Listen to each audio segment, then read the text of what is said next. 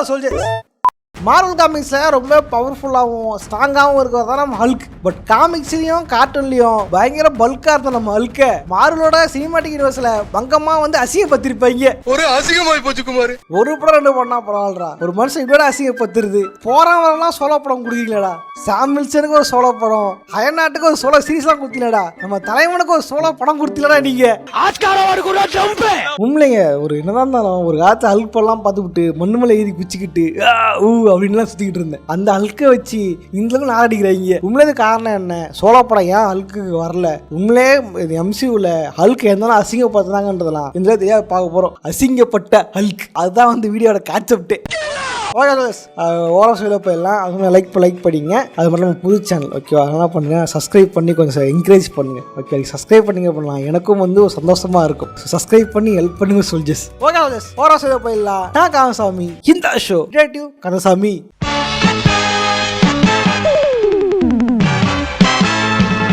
2003 பார்த்தீங்கன்னா ஹல்க்கு அப்படின்ட்டு ஒரு சோலோ படம் வந்திருக்கும். அதுக்கு முன்னாடி சீரீஸ் எல்லாம் வந்து அமெரிக்காவில் வந்திருக்கலாம், அப்படி அமெரிக்காவில் ஃபேமஸாக இருக்கலாம். பட் இந்தியாவில் வந்து ரிலீஸ் ஆகி ஃபேமஸ் ஆனது ஹல்க்குன்னு பார்த்தீங்கன்னா அந்த படம் தான். தமிழ் டப்பிங்கில் சூரன் வச்சிருப்பானுங்க. சூரன் அப்படின்ட்டு படத்துக்கு பேர். அது சூரியன் இப்படி இருக்க போடுறா அப்படின்ட்டுலாம் வந்து பயங்கரமாக இது பண்ணியிருந்திருப்போம். இந்த ஹாலிவுட் டைம்ஸில் அடிக்கடி போட்டு காமிச்சே வந்து இந்த படத்தை பார்க்க வச்சிருப்பாடுங்க. இந்த படம் பார்த்தீங்க அப்படின்னா யூனிவர்சல் பிக்சர்ஸ் கிட்ட தான் அந்த ரைட்ஸ் இருந்திருக்கும். மார்வல் வந்து இன்னைக்கு தான் பயங்கரமாக கெத்தா இருக்கான். ஒரு காலத்தில் அவனுக்கு வந்து கண்டுக்கிறதுக்கு யாருமே இல்லை. ஒரு ஆளுக்கு மேலே காமிக் வித்து காசும் வரல. அதனால கம்பெனி காப்பாத்துக்காக அவங்க ரைட்ஸ் எல்லாம் வந்து வித்துக்கிட்டு இருந்தா ஒவ்வொரு கம்பெனிக்கா. அப்படிதான் வந்து ஸ்பைடர்மேன் வந்து சோனி கிட்ட போச்சு, ஃபாக்ஸ் கிட்ட வந்து எக்ஸ்பென் போச்சு. அந்த மாதிரி யூனிவர்சல் கிட்ட ஹல்கோட ரைட்ஸ் போயிருச்சு. அப்படிதான் வந்து இந்த படத்தை எடுத்திருப்பாங்க. பயங்கர ஃபேமஸா இருந்திருக்கும். யூனிவர்சல் பிக்சர்ஸ் எடுத்து அவங்களுக்கு வந்து ஓரளவுக்கு வருமானம் வந்திருக்கும். நம்மளும் வந்து ஹல்க்கு பயங்கரமா ஆளுடா, ஹல்க்கு பல்குடா அப்படிலாம் பார்த்து இருந்திருப்போம். அந்த படம் தான் முதல்ல ஹல்க்கு வந்து எந்த அளவுக்கு பல்கா இருந்தாரு, பயங்கரமா இருந்தாரு. ஹல்க்கு அடிபட்டா உடனே சரியாயிடும். ஹல்க்கு பயங்கரமா ஜம்ப் பண்ணுவாரு. ஹல்க்கு தண்ணியில விழுந்தா கூட மண்ணை தோண்டிக்கிட்டே வெளியே வந்துருவாரு. ஹல்க்கு எவனுமே கொல்ல முடியாது, கோவக்காரன்டா அப்படின்லாம் நமக்கு வந்து தெரிஞ்சிருந்திருக்கும். நாங்கெல்லாம் பழந்துன்னு கொட்டை போட்டவங்க சார். சோ அந்த அளவுக்கு மாசா கெத்தா இருந்த ஹல்க எம்சியூல என்ன பண்ணிருப்பாங்க அப்படின்னா தானோஸ்கே அடி வாங்கி தலைவனை பப்பரப்பான புடுக்க வச்சிருப்பாங்க. அடிதான் வாங்கிட்டா அப்படி இல்ல, திரும்பி வருவாருன்னு பார்த்தா ப்ரூஸ் பேனர் கஷ்டம் இருக்கும் போது கூட தலைவன் வெளியே வராம ப்ரூஸ் பேனருக்கு நரம்பு தரச்சு வர வச்சிருப்பாரு. நீ தானோஸ கெத்தா காட்டுறதுக்காக ஹல்க தானே அசிங்கப்படுத்துவியா? நியாயம் இது. வேர்ல்டு வார் ஹல்க்கு ஒரு காமிக். அந்த காமிக் என்னாமோ ஹல்க்கு வந்து ஃபுல்லா பயங்கர பவர் ஆகி பயங்கர சண்டைக்கு போயிட்டு இருப்பான். இன்னைக்கு வந்து சென்ட்ரி காமிச்சிருப்பாங்க இல்லையா? சென்ட்ரி அடிக்கவே தேவையில்ல, கையை காமிச்சு அட்டாக் பண்ண தெரியுமா? அந்த அளவுக்கு பவர்ஃபுல்லா சென்ட்ரிக்கு சம சண்டை. அடிக்கிற சண்டையில சென்ட்ரியை வந்து பழந்து இருப்பாரு தலைவன் ஹல்க்கு. ஃபைட்டு சமமா போயிட்டு இருக்கும். அந்த ஃபைட்லயே இவங்க எது யாரையும் அட்டாக்லாம் பண்ணல, இவங்க ரெண்டு பேரும் அடிச்சுக்கிறாங்க. இந்த ஃபைட்லயே வந்து நியூயார்க்கே வந்து காலியார அளவுக்கு இந்த இடமே பார்க்க ஜகஜோதியா இருக்கு. பயங்கரமா போயிட்டு அந்த ஃபைட்டு. அவ பாத்துக்க தலைவன் அந்த அளவுக்கு ஃபைட்டு அப்படின்ட்டு அப்படி ஒரு கேரக்டரை தானோஸ் கையில அடி வாங்குற மாதிரி காமிச்சிருப்பாங்க. அதுவும் கால்லட்டே இல்லாம எதனா மனுஷன்டா. ஷீயலுக்கு ஜீப்பை ஓட்டு போகும்போது அந்த ஜீப்பை பிடிக்க முடியாம தட்டிக்கு விடுற மாதிரி காமிச்சிங்க தெரியுமா? அதை மட்டும் மன்னிக்கவே மாட்டா. அதை மட்டும் என்னால மன்னிக்கவே முடியாதா. முன்னொரு காலத்துல இங்க உள்ள ஹல்க் படத்துல தலைவன் வந்து 2 காரை வந்து உடைச்சி கை க்ளோஸா மாத்திக்கிட்டு அபாமினேஷன் வச்சு பொழந்திருப்பான்டா மனுஷன். அவட கூட்டு வந்து இப்படி ஜீப்போட பிடிக்க முடியாம இப்படி அசைய பத்தி தெரியுமா? இதை மட்டும் மன்னிக்கவே மாட்டா. எப்படி இந்த மனுஷன் எப்படி ஆயிட்டாரு பாத்தியா? இது மட்டும் பாத்தீங்க அப்படின்னா ஹல்கோட பவரே வந்து அடிபட்டா உடனே ஹீல் ஆயிரும். உதாரணம் சொன்னா ஹல்கோட அந்த பழைய படம் இருக்கு இல்லையா, 2003 வந்த அந்த படம், அதை வந்து ஹல்க் அடிபட்ட உடனே அப்படியே தானே ஹீல் ஆகிறத காமிச்சிருப்பாங்க. பயமா வந்திருக்கும். பட் இங்க பார்த்தா தலைவன் இன்ஃபினிட்டி ஸ்டோன் வச்சு ஸ்டாம்ப் போட்ட உடனே கை டேமேஜ் ஆயிடுச்சு. அந்த டைம் வேற சொல்லிட்டு இருந்தாங்க அது பர்மனண்டா டேமேஜ் ஆனதுதான், அதுக்கு சரியா ஆகாது அப்படிலாம் சொல்லிட்டு இருந்தானுங்க. அதெல்லாம் பார்க்கும்போது நான் காண்டாயிட்டேன். ஒரு விஷயம் சரியாயிடுச்சு இல்ல அப்போ சொல்றேன் என்னடா பண்ணிச்சு ஹல்கே அப்படின்ட்டு. இதுக்கெல்லாம் காரணம் என்ன அப்படின்னா மார்வல் கிட்ட ஹல்கோட ரைட்ஸ் இல்லாததுதான். இன்னைக்கு வரைக்குமே ஹல்கோட ரைட்ஸ் வந்து யூனிவர்சல் கிட்ட தான் இருக்கு. அது எந்த விதத்துல அப்படின்னா ஹல்கோட ரைட்ஸ் திரும்ப மார்வல் கிட்டே இருந்தாலுமே இந்த கதை வியப்ப சிக்கல் கதை. என்ன ஆச்சு? முதல்ல ரைட்ஸை வித்துட்டாங்க. அந்த ரைட்ஸ் படி பாத்தீங்க அப்படின்னா குறிப்பிட்ட வருஷத்துக்கு பாடுகளா அப்படின்னா ரைட்ஸ் திரும்ப வந்து இவங்ககிட்டே வந்துடணும், மார்வல் கிட்டே வந்துடணும். கதை முடிய போகுது, டேட் வரப்போகுது, மார்வல் கிட்ட வந்து ஹல்கோ ரைட்ஸ் வரப்போகுது. திரும்ப ஹல்கோ ரைட்ஸ் வந்ததுக்கு அப்புறம் அந்த டைம் தான் வந்து இவங்க அயன்மேன் எடுத்திருந்தாங்க. சினிமாட்டிக் யூனிவர்ஸா பில்ட் பண்ணலாம் அப்படின்னு பிளான் போட்டிருந்தாங்க. அதன்படி ஹல்க்கு ஒரு படம் எடுத்து ஹல்கை வந்து யூனிவர்ஸ்ல கொண்டு வந்தலாம் தான் பிளான் போட்டது. அந்த டைம் பாத்தீங்க அப்படின்னா ரைட்ஸ் வந்து திரும்ப எங்கிட்ட வந்தாலுமே கௌசிக் மாதிரி குறுக்க வந்தவன் தான் யூனிவர்சல். தம்பி ஹல்கோ ரைட்ஸ் எடுத்துட்டு போயிட்டீங்க ஓகே, பட் டிஸ்ட்ரிபியூஷனுக்கு இருக்கு இல்லையா, இந்த சோலோ மூவி டிஸ்ட்ரிபியூஷன் இருக்கு இல்லையா, அந்த ரைட்ஸ் மட்டும் கொடுக்குப்பா தம்பி, நான் டிஸ்ட்ரிபியூட் பண்ணி தரேன்ப்பா அப்படின்ட்டு ட்ரிக்ஸா பேசி வாங்கிட்டான் அந்த யூனிவர்சல். ஆமா அவன் சீட்டிங் போல அவன் தான் நல்லா பேசிட்டே இருக்கான்.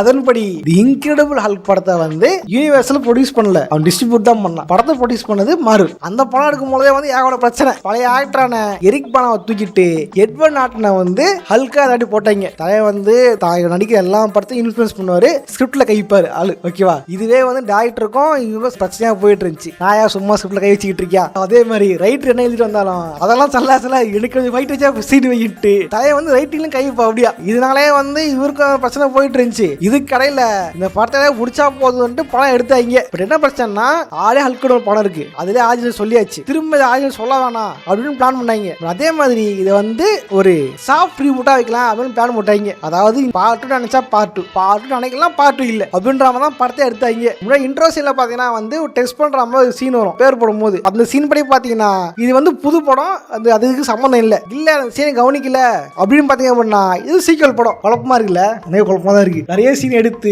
ஹல்க் சுட்டுக்கிற மாதிரி சீன்லாம் கட் பண்ணிட்டு இந்த படத்தை வந்து ரிலீஸ் பண்ணிருப்பாங்க. பட் இங்க தான் வந்து யூனிவர்சல் வந்து வேலை பார்த்து விட்டான். என்னாச்சு அப்படின்னா இந்த படம் வந்து எடுத்துட்டாங்க. போன ஹல்க் படம் எடுத்த ப்ராஃபிட் அளவுக்கு வந்து ஒரு படம் ரெவன்யூ எடுத்துருச்சு. இதுல வந்து அயன்மேனோட கேமியோ எல்லாம் கொடுத்துருப்பாங்க, ஆர்டிஜி வந்து போஸ்ட் கிரீஸ் எல்லாம் வந்திருப்பாரு, எல்லாம் கரெக்டா இருந்துச்சு. என்ன பிரச்சனை பண்ணா திரும்ப ஒரு சோலோ படம் எடுக்கணும் அப்படின்னா அதுக்கான டிஸ்ட்ரிபியூஷன் ரைட்ஸ் வந்து யூனிவர்சல் கிட்ட மாட்டிக்கிச்சு. அதாவது ஹல்கை வச்சு நீ படம் எடுக்கலாம், ஹல்க சோலோவை வச்சு படம் எடுக்க முடியாது. இங்கதான் பிரச்சனை. அவன் ஹல்கை வச்சு அவெஞ்சர்ஸ்ல படம் எடுக்கலாம், ஹல்கை வச்சு தோர் படத்தை வந்து கேமியோ கொடுத்து செகண்ட் ஹாஃப்ல சண்டை போட வைக்கலாம். ஏன் கோலா விளம்பரத்துல கூட ஹல்கையும் ஆன்டிமேனையும் சண்டை போட வச்சு விளம்பரம் கூட பண்ணிக்கலாம். ஆனால் நீ ஒரு சோலோ படம் எடுத்த அப்படின்னா அதுல எனக்கு துட்டு வேணும் அப்படின்ட்டு தான் அக்ரிமெண்ட் போட்டு வச்சுட்டு இருக்கா இந்த யூனிவர்சல். அவ்வளவுக்கு கிரைண்டரா கிரைண்ட். யூனிவர்சல் பயங்கரமா ட்ரிக்ஸ் உண்மை வேற லெவல்லையா, இது அருமையான வியாபாரமா இருக்கு. எப்படி ரைட்ஸ் திரும்ப வந்துருச்சு அப்படி இருந்துமே இப்படி ஒரு கோளாரா ஒரு அக்ரிமெண்ட்டை போட்டு அழகா வந்து லாபமாகற பத்தியா வேற மாதிரி ஊருக்குள்ள சொல்லுவாங்க, தானும் படுக்க மாட்டான் தள்ளியும் படுக்க மாட்டான்ட்டு. அந்த மாதிரி தான் ஆகி போச்சு இந்த கதை. இப்போ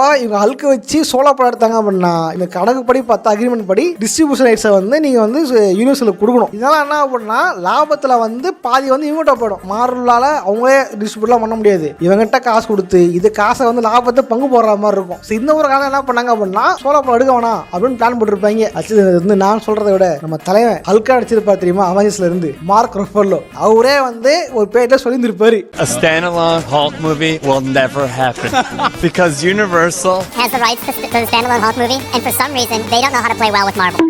இன்னொரு காலம் என்னாச்சு அப்படின்னா ஹல்க் ஒரு மாசம் இருந்தா அப்படின்னா ஃபேன்ஸ்லாம் வந்து ஹல்க் ஒரு படம் கேட்பாங்க, ஹல்க வந்து படம் கொடுங்க, ஹல்க்கு படம் கொடுங்க கேட்பாங்கன்றதாக ஹல்க்கு கொஞ்சம் கொஞ்சமா வந்து மட்டத்தாண்ட ஆரம்பிச்சாங்க. இதை விட முக்கியமா ஹல்க்கு சில படம் வந்து குறைக்க ஆரம்பிச்சாங்க. இனி பாத்தீங்க அப்படின்னா ஹல்க் வந்து என்ன படம் வந்திருப்பாரு அவெஞ்சர்ஸ் 1ல, ஓகேவா, அதை விட்டா வந்து அயன்மேன் 3ல போஸ்ட் கிரெடிட் சீன்ல ப்ரூஸ் பேன்ஸ் கேரக்டர் தான் வந்திருக்கும், ஹல்க் கேரக்டர் வந்திருக்காது. அப்புறம் வந்து அவெஞ்சர்ஸ் 2 ஏஜ் ஆஃப் ஆர்ட்ல வந்திருப்பாரு. அதோட தலைவன் ஷிப்ல ஏறி எங்கேயோ போயிருவான், போனவன் சிவில் வார்லயே வரல, வேற எந்த படத்துலயுமே வரல. அதோட தலைவன் தோர் படத்துல தான் வந்திருப்பான், சக்கார்ல போய் சண்டை போடுற மாதிரி தோர் படம் நல்லா காமிச்சிருப்பாங்க. சரி ஓகே தோருக்கு வந்துட்டான், அடுத்தது இன்ஃபினிட்டி வார் தான் இருக்குது, தலைவனோட செம ஃபைட் இருக்குது அப்படின்ட்டு எல்லாம் வெயிட் பண்ணிருந்தாங்க. முக்கியமா இந்த ட்ரெய்லர்ல நீ பண்ண பார்த்த ஒரு ஊழல் அதை மட்டும் மன்னிக்கவே மாட்டான். ட்ரெய்லர்ல கேப்டன் அமெரிக்கா இவங்க எல்லாம் ஓடி வருவாங்க, பின்னாடி ஹல்க்கு பல்கா ஓடி வருவா, அப்படி ஹல்க்கு ஓடி வரான் வேற லெவலு ஓடி செம சீன் இருக்குது அப்படின்ட்டு ஹல்க் பேசலாம் குதுகலம் பண்ணிட்டு இருந்தாங்க. அந்த குதுகலத்துல ஒரு குலாச்சாரம் விக்கிற மாதிரி